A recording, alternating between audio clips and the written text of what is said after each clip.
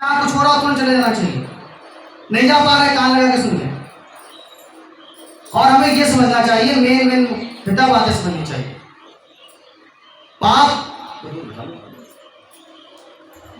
और पुण्य के चक्करों में नहीं फंसना चाहिए। अगर प्रभु ने हमें दिया है तो हम उसको बांटें। अगर प्रभु ने हमें दिया है तो प्रभु ने हमें इसीलिए दिया है कि हम उसको बांटें। अगर आपको धन दिया है तो धन दूसरों की सेवा में लगाना चाहिए।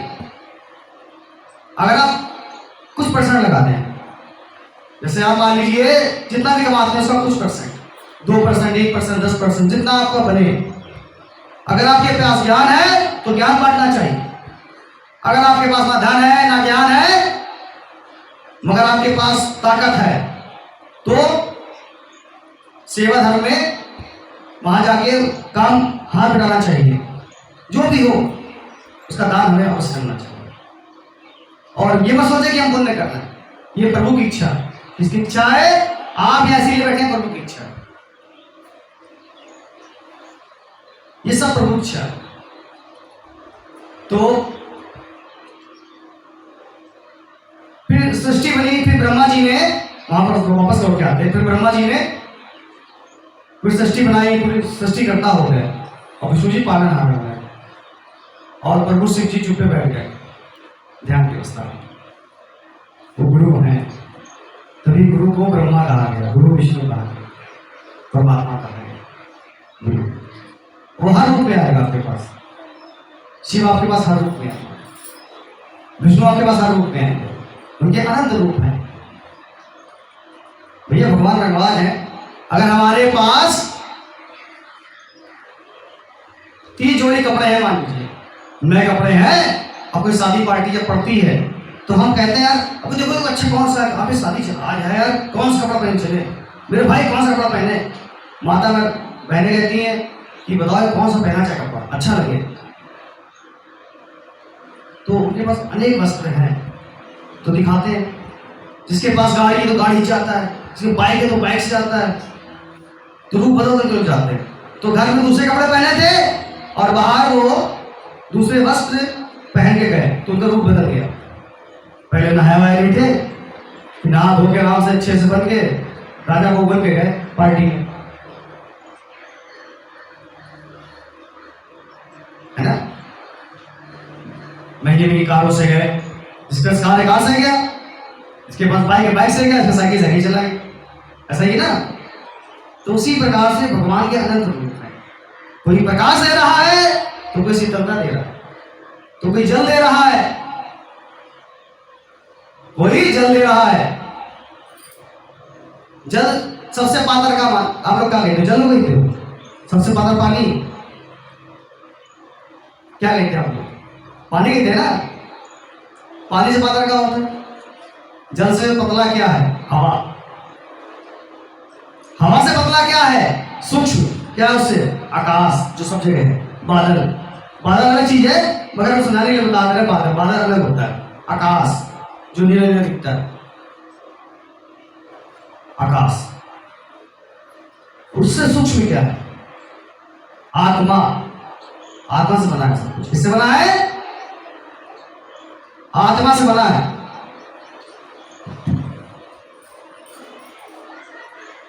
तो वो आत्मा से बना है और उससे भी यशमान परम तत्व है, वो परमात्मा है जिससे सब सारी आत्माएं उसी से बनी है। तभी इसको परमात्मा और जीव और प्रकृति कहा गया। ये 3 चीजें ऐसा ही है ना। तो हमें जब मिले समय तो भजन कर लेना चाहिए, कीर्तन कर लेना चाहिए, कैसे भी भगवान का ध्यान करना चाहिए। चाहे डांस करके भगवान का ध्यान करो, चाहे जप करके भगवान का ध्यान करो, चाहे मन को आंखें बंद करके भगवान का ध्यान करो। हर प्रकार से भगवान का ध्यान करना चाहिए और हमेशा चल सकता है। ऐसा ही है ना। तो भूलना नहीं चाहिए।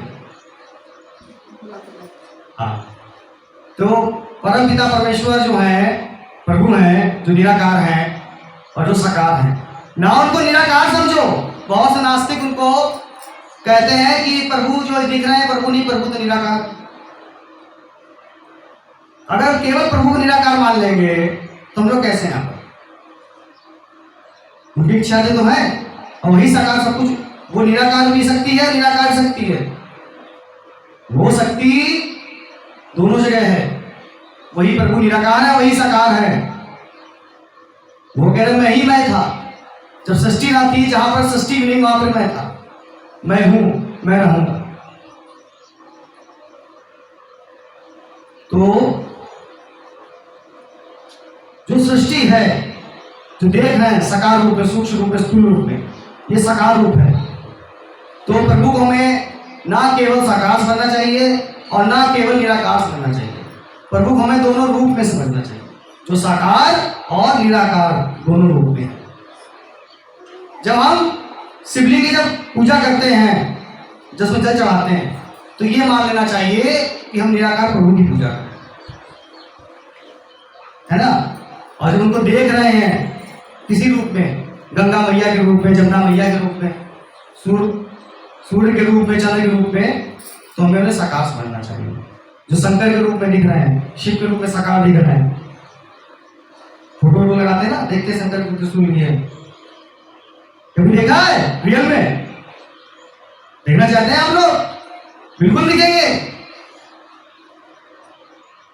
क्यों नहीं दिखेंगे? अरे चाहो तो कोई चाह ही नहीं पिता से मिलने के लिए। पिता है आपको, और वहां पर जाके ना आप उनमें कोई अंतर नहीं रह जाता है। पिता पुत्र में कोई अंतर नहीं रहता। मनुष्य की आत्मा किसमें होती है बताएंगे आप लोग?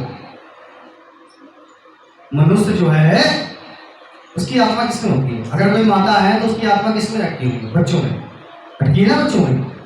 पिता है तो उसकी आत्मा बच्चों में रखी हुई है। तो उसकी आत्मा कौन है? उसकी आत्मा उसका पुत्र है। हर माता पिता की आत्मा जो उसका पुत्र होता है। अगर पुत्र को कुछ हो गया, जाने का समय माता पिता का था और चला गया पुत्र मान, तो कुछ बचा? सब खत्म हो जाता है। कहता भगवान आपने क्या दिखा दिया?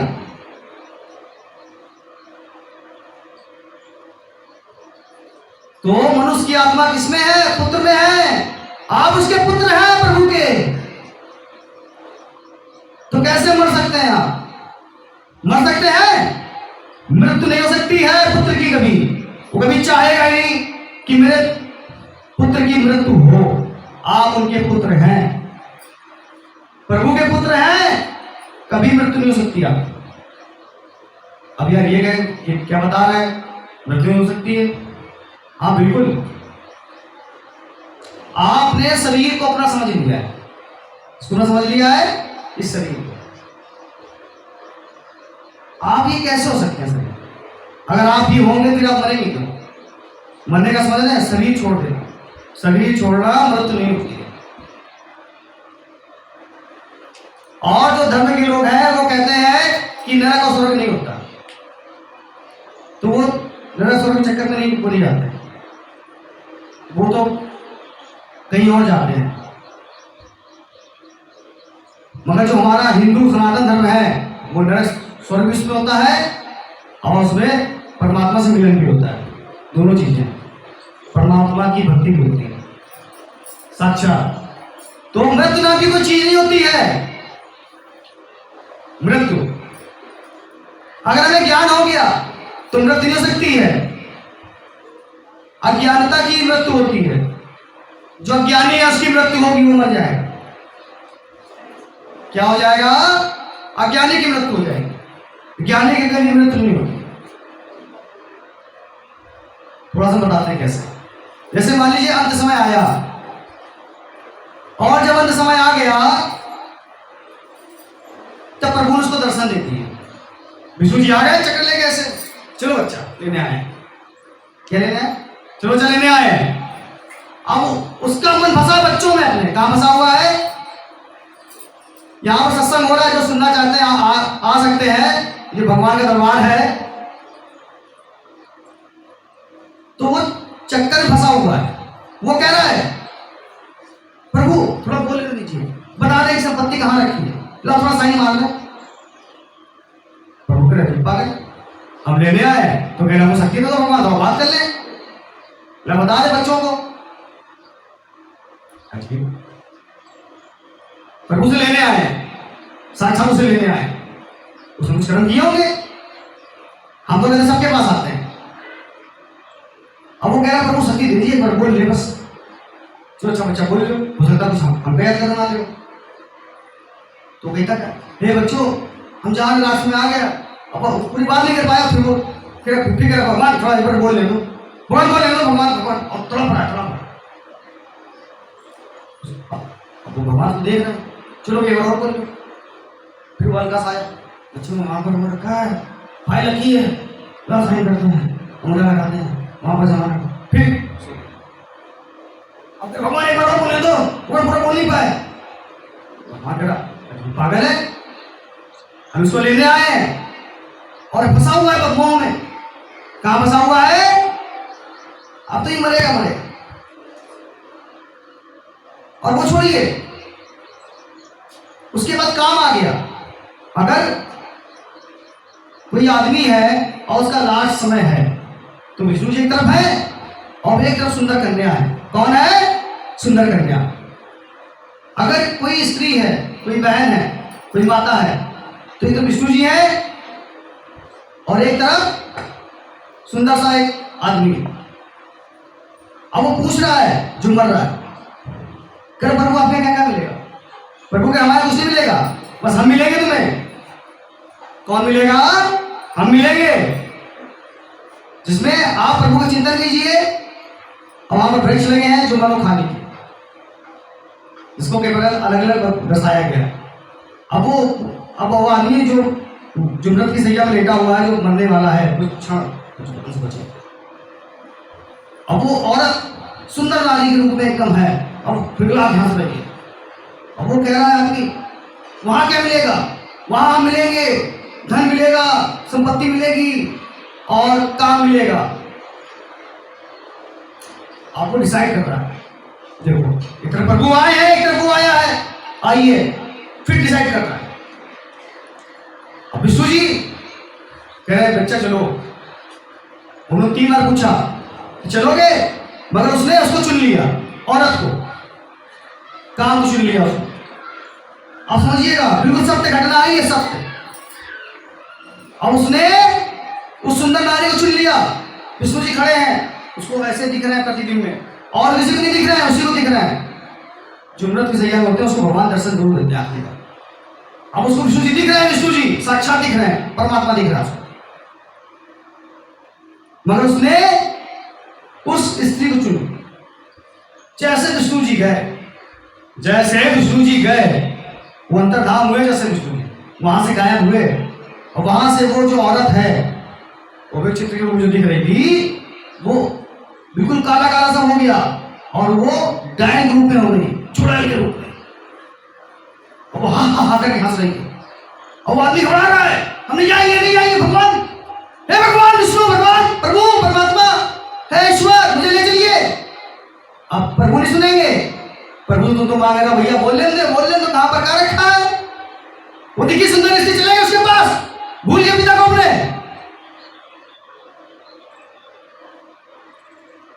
वो डायन थी और चला गया अंधकार में। अब भैया पता चला किसको? यमराज को।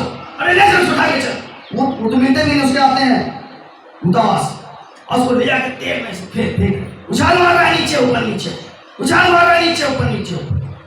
7वें नरक में जाएगा, सबसे गंदा, सबसे नीचे वाला नरक, सबसे नीचे वाला नरक, 7वां नरक, जहां पर इंसान भगवान का नाम भूल जाता है, जहां ना छाया है ना पानी है, वहां प्यास लगती है। अगर वहां की आत्मा को पानी मिल जाए तो पूरे ब्रह्मांड का पानी खत्म हो जाएगा, उसकी प्यास नहीं बुझेगी। ना वहां छाया है ना पानी है, वहां कुछ नहीं है। कहते हैं उस नरक में भगवान का नाम भी अगर मन में याद आ गया तो उस नरक से छुटकारा मिल जाता है।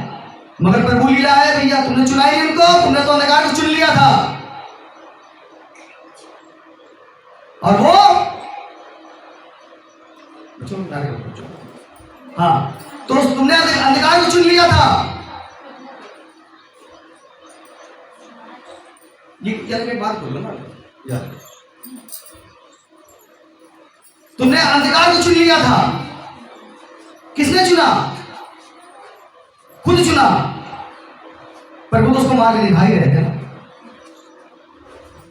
तभी प्रभु धरती में जब भेजते हैं तो कहते हैं पाप मत करना।